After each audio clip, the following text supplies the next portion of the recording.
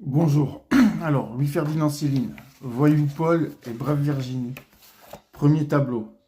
Un rivage, sable, des herbes, au loin, des palmiers, des orangers, mille fleurs éclatantes, paysage tropical.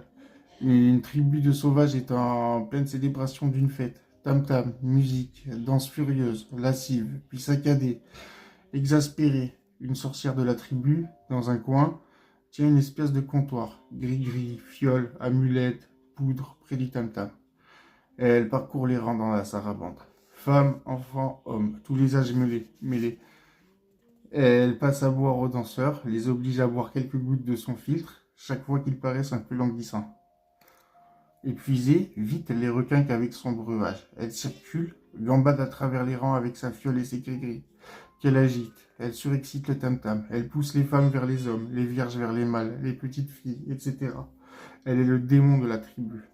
Pendant que les scènes s'enchevêtrent, on voit au loin une petite voile se profiler à l'horizon, qui grandit. On entend mugir la tempête, le vent, la sarabande des nègres redouble, bacchanal, en mesure avec les rafales.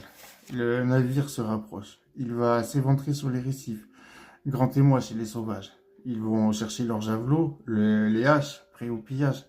La tribu entière se précipite vers l'endroit du naufrage. Ils reviennent bientôt avec le butin, barils, coffres, paquets divers, et puis deux corps enlacés. Ils déposent sur le sable, près du feu, deux corps inanimés, Paul et Virginie, toujours enlacés. Ces sauvages sont de bons sauvages. Ils tentent de ranimer Paul et Virginie. Ils ne reviennent pas à la vie. La sorcière écarte la foule. Elle connaît un filtre. Elle leur verse son breuvage entre les lèvres. Paul et Virginie reprennent conscience, peu à peu. Paul a bientôt complètement retrouvé l'essence. Virginie est plus lente à se remettre. Et moi, angoisse de Paul.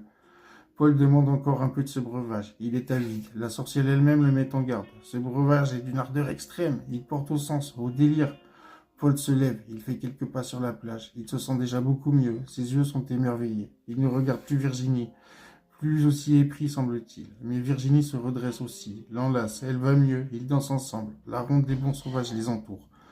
Tout heureux d'avoir sauvé ses amoureux. Paul veut encore boire de ce breuvage, mais Virginie se méfie. Ce breuvage lui fait peur. La façon dont Paul lutine à présent les petites sauvageonnes ne lui plaît qu'à moitié. Paul se retrouve agacé par cette réserve, cette pupibonderie. Virginie boude. Paul lui fait signe qu'elle l'embête, tout en dansant, frénétique. Virginie va bouder un peu à l'écart. Première brouille. Dépit de Virginie lorsque Paul, de plus en plus endiablé, conduit une farandole éperdue générale de tous les sauvages et se tient comme